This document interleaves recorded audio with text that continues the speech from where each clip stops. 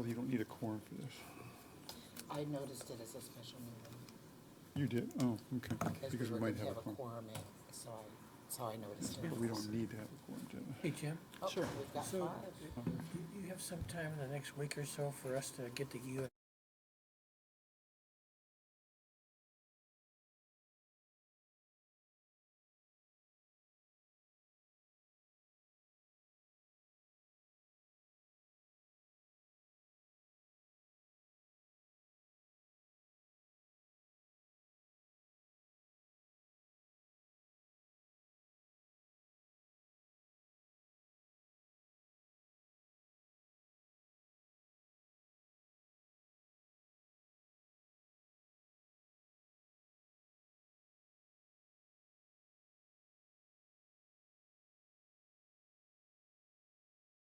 Sweet, I have extra room. All right, well, I'm not going to gavel. This is an entrance conference of the Washington State Auditor, so it's not typically a formal meeting per se. It's their conference. So I'll turn it over to Christina Baylor, who's the program manager with the Washington State Auditor's Office. Christina and your team, welcome. And if you can introduce yourselves, we'll quickly introduce ourselves then. Thank you, Mayor. Please let me know if you're unable to hear me with the microphone. It's not my strength, if you will, with the microphones. Good evening, everyone. As the mayor mentioned, my name is Christina Baylor, and I'm with the Office of the Washington State Auditor. It's a pleasure to be with you this evening and return after the last couple of years of working with the city. We are very excited to be here with you tonight to share the, if you will, opening commencement of our audit. We are starting the audit process for the city, which is a regular process. And before we get into the details of our audit scope and what we have planned to share with you tonight, I'd like to take the moment to do some introductions for my team that's with me and also give the city an opportunity to introduce your representatives as well. So with me tonight, I have Clay I'm going to mess your last name up, Truszczynski. Is that correct? He has a tricky name, and I've worked with him for a number of years. So Clay is an assistant audit supervisor with our office, and he is tasked with the responsibility of reviewing and supervising the audit work that is being conducted. And also with me tonight is Stacy Chen, and she is serving as the audit lead, and she is really doing all of the legwork that goes into planning, conducting, and finalizing the city's audit. Stacy is also returning from the prior year, as she served as the audit lead for the fiscal year 17 audit for the city of Snoqualmie. So if I can, I'll maybe open it to the right and have the city do introductions. We'll start with the council members. Bob, if we could start with you, just a quick introduction of yourselves. My name is Bob Jeans. How are you? I'm very good, thank you. Am I done? That was it. You did very well, Bob. Thank you. Usually sits here is Catherine Ross, and she's the third photograph on the top row if you want to put a face to it. Okay? I'm Councilmember Brian Holloway. Jamaica. I'm Matt Lassay, and Bob Jeans took my introduction. And I'm Peggy Shepard. Jody Warren, city clerk. Yeah, Matt Larson, Mayor. And Bob, if you could introduce your finance team as well. Robert Hemmood, Finance Director, and I have Jerry Knudsen and Kyla Henderson. They're going to be kind of our lead liaisons with the audit, and we also have Drew Boutte, who's our cleanup person. Mr. Cleanup. Perfect. Thank you so much for taking the time to do the introductions. What we'd like to do now is walk you through some documents that we've prepared for tonight's presentation. You should have packets of information in front of you, and we will walk you through that information and take questions as they arise. So please feel free to let us know if you have any questions. So I will open it up with the first document that's at the top of your packet, and that is titled The Entrance Conference for the City of Snoqualmie. As we begin our presentation, it's important that we take a moment to talk a little bit about the roles and responsibilities of the Office of the State Auditor. Our vision as an office is increased trust in government, and we have a unique responsibility to be the auditor of all public funds. That gives us the opportunity to come out on a regular cycle to all state and local governments throughout the state and conduct audits of various types. And we do have 2 different audit types that we'll be conducting for the city. And so we like to take a moment just to share that, but we don't just conduct audits of cities and other municipalities. We also design a lot of resources and audit tools that are available to assist you in your operations. We like to take the opportunity to share information as we collect it, since we are in the unique position to work with many governments. And we also make ourselves available to you throughout the year at no additional cost for a number of different services. So tonight's presentation will not only cover the scope of the current audit engagement that we are beginning, but we'll also share some updated resources that our office has recently put out and share ways that you can remain connected with our office so that you can continue to remain alert to new changing environments and things to keep in mind as elected officials and management of the city of Snoqualmie. So under the heading of audit scope, that's where we'll begin. So as I mentioned, the audit that we are beginning to embark on is going to cover two different audit types, if you will. And at the end of our audit, we will be publishing two separate audit reports.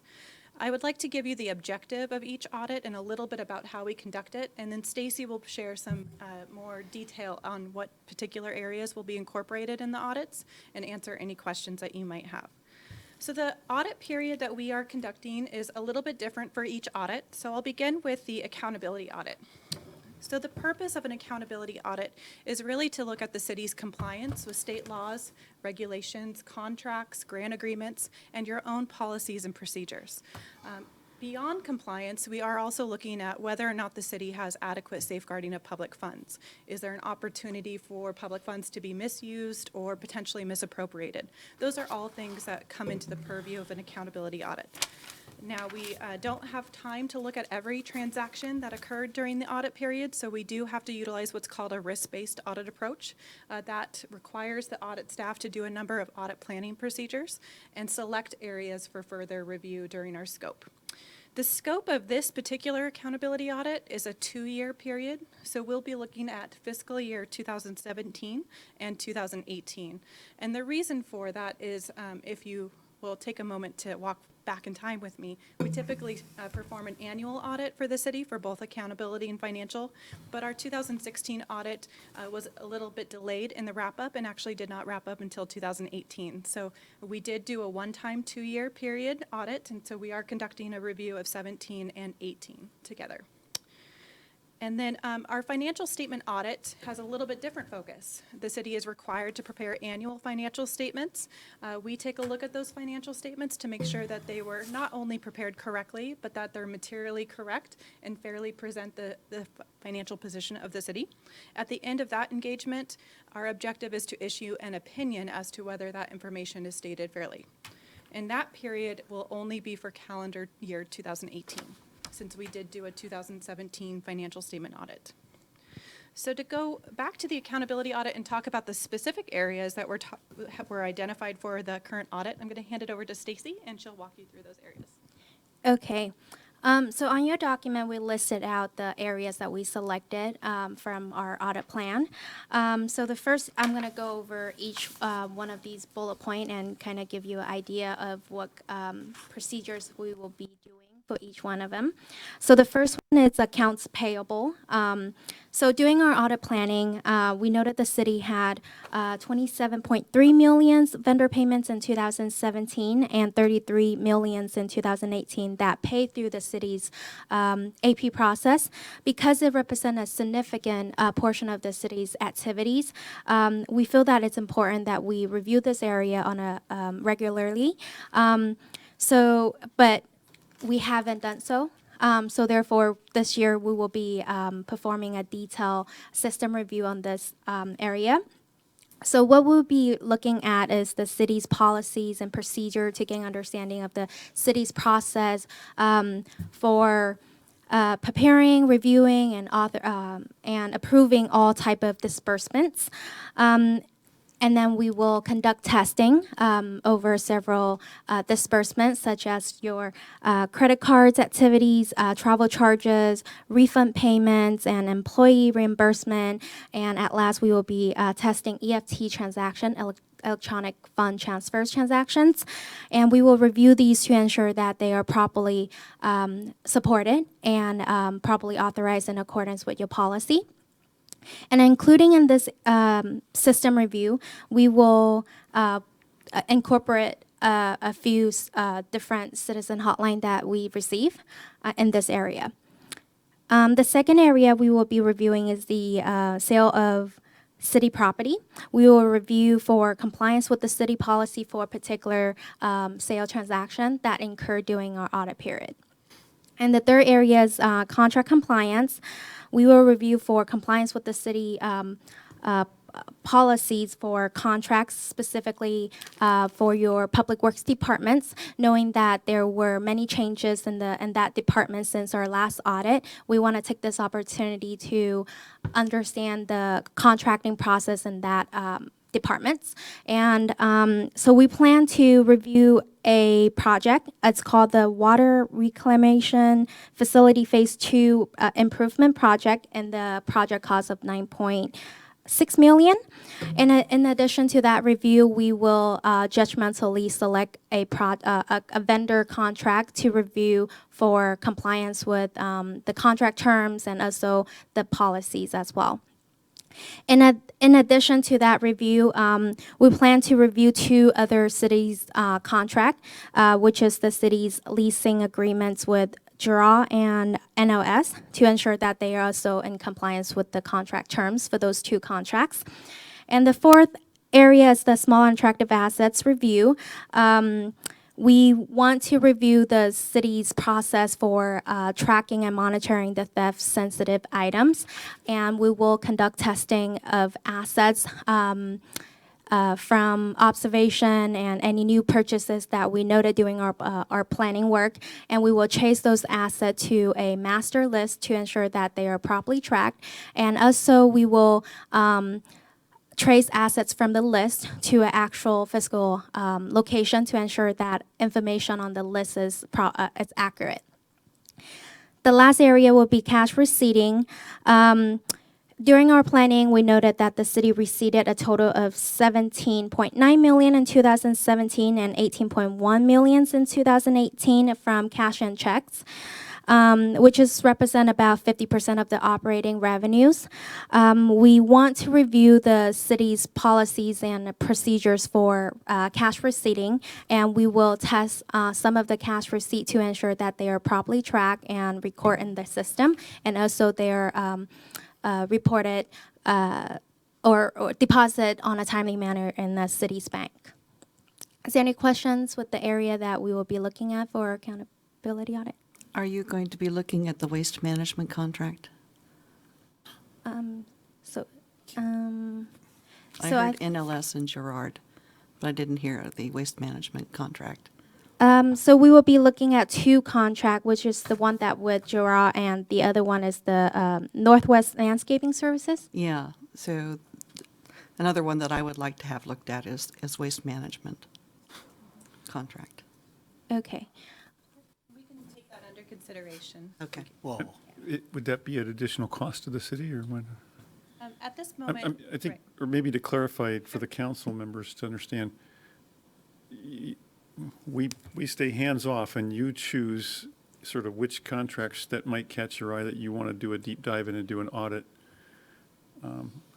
I liken it to when my wife and I visited the Soviet Union. We were wondering how they kept everybody in line. It's because they would pull one person out of the line and completely do a complete inspection of everything on them, and everybody else kind of got nervous in line, and we're probably not going to be hiding something if they thought they might be pulled out of line. So the idea is you randomly pick, or according to whatever process you use, what it is that you want to do a deep dive on and do that, correct? I guess I'm a little nervous that if I got 7 different council members and me, the mayor, if we each want to have our pet contractor wherever looked at, then I just feel like there's a risk of us starting to meddle a little deeply, or suddenly the costs double in the audit. So if you could. Sure. As the independent state auditor, we do make the final determination of the areas that will be incorporated in the audit. We do our best to incorporate as much as we can within the budget estimate that we've provided. Included in that, we do have to consider all concerns, whether they come from staff, elected officials, outside sources, either through our citizen hotline or through our own review of numerous planning procedures that we do. And what we do is we do a brainstorming session and determine what areas that we feel we can incorporate or in the course of our audit and the budget established and are of highest risk for us to look at. When I say I'm going to consider the contract, that means that we'll go back and we'll evaluate that in relation to the other risks that we've already identified and determine if that's something that will be included in the scope. But- And maybe do trade-offs to stay within the Yep. scope and within the budget. Yep, our goal Okay, is to that's stay perfect. I'm within fine the with that, budget. yeah. Yeah, I don't care if you do waste management or, whatever, as long as it's all within the Sure. general scope. Now, one mention on the budget is based on what we identified during planning. Should changes arise after the planning, should additional concerns or risks identify, we would timely notify our audit liaison and have those discussions if there's a need to consider a change to the budget. But we do our best to stick within the budget that's been Great, thank you. stated. And can you clarify how many, sorry, go ahead. So my question sort of bears on just what you're talking about. It sounds like when you do the audit, your pre-planning is you're not going to do exactly the same audit that you did last year. You're not going to look at the same things last year. It's sort of good for the city to know that we need to do good in everything because any and everything could be reviewed. So that is how you select different kinds of things which we may not anticipate, and that, I think that adds to the credibility of your audit. You want to comment on that? That's exactly right. I mean, we are tasked with performing an independent audit. And so to do so, we have to make sure that we are evaluating all potential risks that are unique to the particular year, but also unique to the governmental environment. So although we did not specifically mention all the planning procedures that go into it, some of those planning procedures also include looking at statewide issues that are coming across governments across the state, and whether or not those may be present here at the city. And one of those areas that was mentioned, as Stacy mentioned, is EFT controls. We've actually seen a number of cases on the rise of misappropriation and fraud occurring through changes to the EFT disbursement process to vendors, and that's statewide. And so we've selected that area because we're reviewing that across the board. Is that electronic fund transfer? or what? Yeah, so Okay. whenever you make ACH or electronic fund transfer payments to vendors, which we're seeing more vendors request payment that way, it's able to be suscepted. So if a vendor contacts you and says, please change my payment information to XYZ, we're looking at the city's controls to verify that that change is a legitimate change and not circumvented by a potential fraudster. So that's one area, but yes, we do look at risks unique to the city. We review all of the city council minutes. We do a number of analytical procedures. We talk with staff, with elected officials. We review the prior audit issue.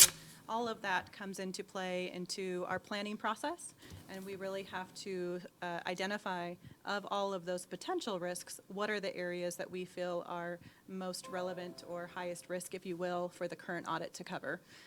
There may be additional risks that are legitimate risks that we're unable to look at just due to the length of time and prioritization that has to occur in an audit.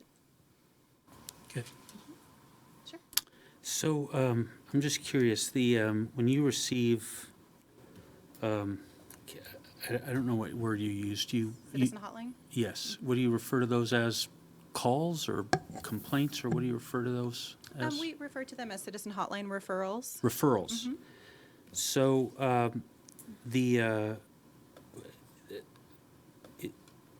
want to ask this I'm curious to know when we would be able to know who these referrals were coming from. Is that something that is just a public record right now? Is that something that you typically don't share until after you've completed your audit? Or is that something you typically don't share ever? Can you just give us a sense of how that process works and how those referrals work? It's a good question.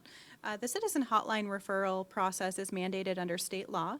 It is different than a whistleblower process. So the citizen hotline referral process does mandate that a citizen's contact information be kept confidential during the audit process until our audit report is concluded, unless they have waived their confidentiality, which sometimes occurs. But during the course of the audit, we are mandated under state law to keep that information confidential. At the conclusion of our audit and the report is released, that information is subject to the public records request. Great, thank you. Just a question, because I know we had a very good meeting earlier today with Clay and Stacy, excuse my throat. You said unless somebody disclosed, and so right now you can disclose, is there any names that you can disclose that, of the hotline complaints? And can you also let the council know how many complaints there were, because I know there were significant complaints this year. Sure. So we have received a total of 3 citizen hotline referrals. 2, we are unable to share the contact information with you. 1 has waived their confidentiality, and we, as a matter of public record, we have received referrals from Councilmember Shepherd, and we have discussed those, and she has waived her confidentiality as well. And was it just one referral, or were there several complaints within the one referral? We just, 1 open referral, and we have several different items that we've discussed within that referral. So if I could just ask, one of the concerns that some have is that having failed to achieve a goal that council member may have legislatively, having failed to get satisfaction with the administration, that person is now trying to cause trouble by running up audit costs, by involving you. Do you have a method by which you assess these complaints and make some determination as to whether you should go into those or not, based on looking at, the nature of the referral and what sort of evidence, or at least initially, might present itself? Or could you tell us how that, I guess what I'm really trying to get at is how can you help us understand whether we should be concerned about just audit costs being run up for perhaps frivolous or retaliatory reasons? Sure. Well, in terms of audit cost, there has been no need to increase the cost as a result of citizen hotline referrals during the course of this audit. 2 years ago, we did have that need, and that need was discussed at the time because we did receive citizen hotline referrals, if you will, after the start of our audit. Once changes come up after the start of our audit, we do have to consider that and whether or not it is incumbent upon us to include that in the current audit while we are there and have an open audit. But just like the normal planning process, we intake all concerns from whatever origination they come from, whether it's from self-identification during the audit process, if you will, the team, whether it's from an external source, a statewide issue, a hotline, and we really go through them as a team and as an office. We do have higher level individuals sit in on those and determine what needs to be incorporated versus what may not be able to be incorporated. Regardless, if it is still a concern, we just may not be able to look at everything. So that is definitely a process, and subsequent to the planning stage, we do encounter that, and we have to take each one of those as they come and decide, is it something that needs to be incorporated or not? So we are very sensitive to audit cost, and we do our best to incorporate all concerns because we understand that's important to the public, but we also need to make sure that we are not having a high audit cost to the city as well. Great. Sounds like you guys have a whole process. You know what you're doing. Great. And Christine, I just had one clarification. The last audit, again, we had increased audit costs, like you said, on the accountability side. So that was the 2016 accountability audit. And as a result of those hotline complaints, again, the city, I just wanted to clarify, received a clean audit. There were no findings from the auditor's office for 2016 and 2017, correct? In terms of our opinion issued on the financial and Yes. our report on the accountability, we did not issue any findings. We did issue a management letter in the 2016 audit, which we discussed. We'd still consider that item a significant letter. It's a formal letter to the council and the mayor. And that was a result of a citizen hotline referral that was received, but no findings were issued. But specifically to Robert's question, was it considered a clean audit? I don't know that we have a term for a There were no clean findings. audit. We had a recommendation at the management letter level, so. Okay. If you could just help us out with that. So I know being a CPA myself, I know the extensive guidance around how to communicate matters that arise in an audit. And I know that often average citizen isn't familiar with all those complexities. So one of the things that we've had a little bit of difficulty in the past with is helping citizens understand how to put the reports that come from the state auditor into context. And I know you guys take a lot of effort to try and help people understand that. If when you do the reporting, if you could, and I know you have a whole process for this and you have standard procedures, but if you could just be aware that at least in Snoqualmie, those standard processes have still caused some confusion. People are unsure, for example, what is, for example, a significant management letter item? Well, I think you'd say there's no such thing as those particular words put together, but people just get a little, unclear about that. So if one of the things you could just think about when you, for the exit conference, is helping us just to be real clear on what are findings versus what are management letter comments, so people maybe could just bend over backwards to help be clear so that people understand what it is that you're trying to communicate, if anything, at that time. Of course, and part of our presentation for you tonight is to kind of go through those levels of reporting, if you will, and give you a little bit of context about how we arrive at each level and what it means, and we can certainly do that again at the exit conference, as well as provide context as to what each recommendation means. Fantastic, thanks. We'd be happy to do that. Okay, Well, you have a lot to get through, we'll keep going, and yes. Jimmy's going to get nervous if he doesn't have 10 minutes to transition to the council meeting. So Okay. let's we let will- you keep motoring through this, and if I could just ask all of us to refrain from asking questions, and then once you're through, please jot down any questions you may have, and then if we have time, we'll get to those questions. Thank you. Okay, the next item on the agenda page is the engagement letter. We have provided an engagement letter to management that lists out all the management and auditors' responsibility. And in the letter, it also lists it also identified the estimated cost for our audit and estimated timeline for our audit completion and the expected communications. So we do want to ask the city to take a look at the letter and to confirm the responsibility and have it signed and provide us that copy.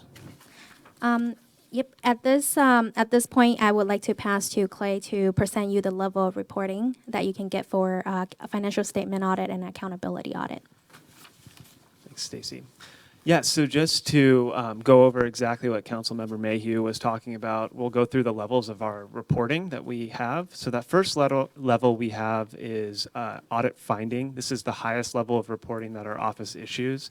This is a formal report that we include with our audit report that is disclosed with our audit report, and we also provide an opportunity for the city to respond and have that response published with our audit report. So that will, again, be published on our website for anyone that would like to go to our website and see. Clay, to clarify, when you say highest level, you mean area of most concern, highest concern? Exactly, yeah, the Okay, area biggest- where there's significant deficiencies or material weakness in controls or processes. Great, Yeah. thank you. And then the next level down from a finding is a management letter. So these are processes where there's control, there's still significant issues that don't nearly arise to the level of an audit finding. However, we still feel it is significant enough to bring to council's attention and discuss during our audit exit conference. We do reference management letters in our published audit reports. However, we do not disclose the management letters in our published reports. They are, however, open to public records. And then our last level of reporting is an exit item. So we chalk these up to housekeeping items, and we share these with management. We don't usually go through these with in an open public meeting setting or with council because we feel that these items are more of a housekeeping type item that we discuss with management, and that is the nature of those items. Those are not addressed in our report or disclosed in our report. The next item we have is important information. So confidential information is paramount to our process. We want to make sure if we are receiving any sort of confidential information from the city that we work through our secure file transfer to make sure that information is protected and doesn't make it into the public record realm. Next area we have is audit costs. So we do expect this year's 2-year accountability audit scope with the 1-year financial statement audit to come in around $42,000 with just under $7,000 in travel expenditures. And like Christina mentioned, that was for a 2-year accountability audit scope. So we are covering double the audit scope for the accountability section that we have in the past. So you will see this cost a little higher than what it was in the prior audit. And we do tend to pick up some audit cost savings when we have a 2-year audit scope where we're able to leverage some economies of scale. Our expected communication, we run all our communication through Mr. Knutson, who is our audit contact and our audit liaison. We'll be running all of our audit requests through him. And if there is an audit recommendation that the city disagrees with, we do have a formal dispute process. And so we ask that you run any concerns that you have through our program manager, which in this case, we start with Christina and then work our way through to the assistant director. And then loss reporting, just as a friendly reminder to the city, if there's any suspected or known instances of fraud or loss, that it is a state law state requirement to report to our office timely. And then I just want to bring your attention to the next section we have. So our office did just go through our peer review, so kind of who audits the auditor's office. And we did receive a pass rating, which is the highest level of quality control assurance. And now emerging issues. So we do have a number of documents behind your agenda of emerging issues that we'd like to just touch on briefly. We have the elected officials handout. This just talks about, that's a great resource for kind of a higher level look at our office, what we do, and some stats about our office. And we also have the audit communication connections letter, where our elected official, Pat McCarthy, talks about just stuff that's going on in our office, some statewide trends that we're seeing, and communication. And then we also have a cyber security fraud handout. Like Christina mentioned, we're seeing a lot of governments fall victim to cyber fraud, so we want to make sure that we're proactive as possible and letting our clients know that this is something that's out there and that we can work collaboratively together to help prevent future loss. Then we also have a handout for the Center of Government Innovation. This is a portion of our office that focuses on process improvements, leaning down procedures, as well as we have some great best practice procedures for policy recommendations, anything like that that you can use.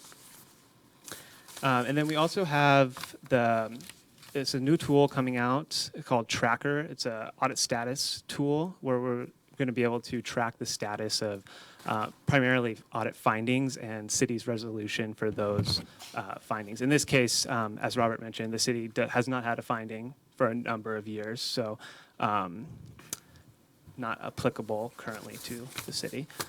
But something that is coming down the pipeline that we are excited about that will be available in 2020. Yeah, Christina? Okay, so we are at the concluding comments portion of our presentation today. We'd just like to take the moment, as this is the start of our audit engagement, just to share a little bit about the resources that are available to you and how we can continue to improve our service. The first item that we always do with an audit process is we also share a customer service survey link at the end of our audit engagement. So if you become aware of any opportunities that we could better meet the city's needs, please take a moment at the conclusion of our audit to fill out that survey. All feedback is good feedback as we continue to improve our services and work cooperatively and collaboratively with the city. In addition, Clay did mention a few of our resource or support teams that are available to the city throughout the year at no additional charge. We highlight those here just to make sure that you're aware of them.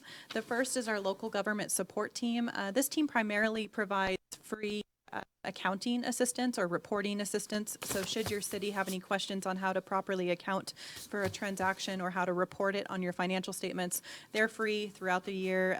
If you have the chance to submit a question, they'll take your question and provide you with the guidance. So it's a very nice resource to have that available to you. And then also our Center for Government Innovation, which Clay shared a handout on. They are out and about at a number of municipalities across the whole state, providing one-on-one training, lean training, resources, things that can really help you take your policies, your procedures, your operations to the next level. They're happy to do that, and they really know how all the different jurisdictions jurisdictions handle very similar areas. So it's a great resource to utilize. And again, that's at no additional charge to the city. So feel free to utilize that.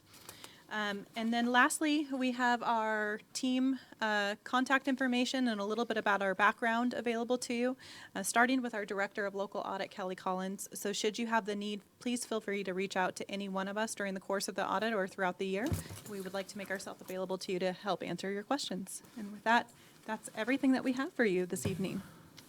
I just had a quick question for you. I think there was some confusion by some council members potentially on the FIT tool. Sure. I just want to just ask the question again for everybody, that the FIT tool, is that part of your audit process? Does any of your audit findings or recommendations go into the FIT tool?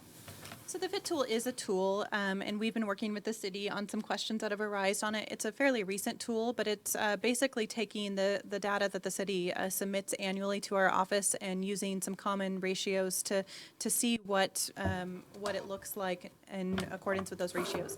The FIT tool is one side of the conversation only. It's only a data side. So what the audit process does is it will take a look at what the ratios are, but it does not result in audit conclusions because there could be errors with the data. There could be other items that are needed to understand what the data means. So no, it does not directly relate to an audit recommendation. However, should we see warning indicators with the ratios and not enough sufficient, if you will, additional information to make us not concerned with those warning indicators, it could have a related audit recommendation, but it's not the FIT tool directly. It's more about the financial operations of the city and the health of the city going forward. Thank you.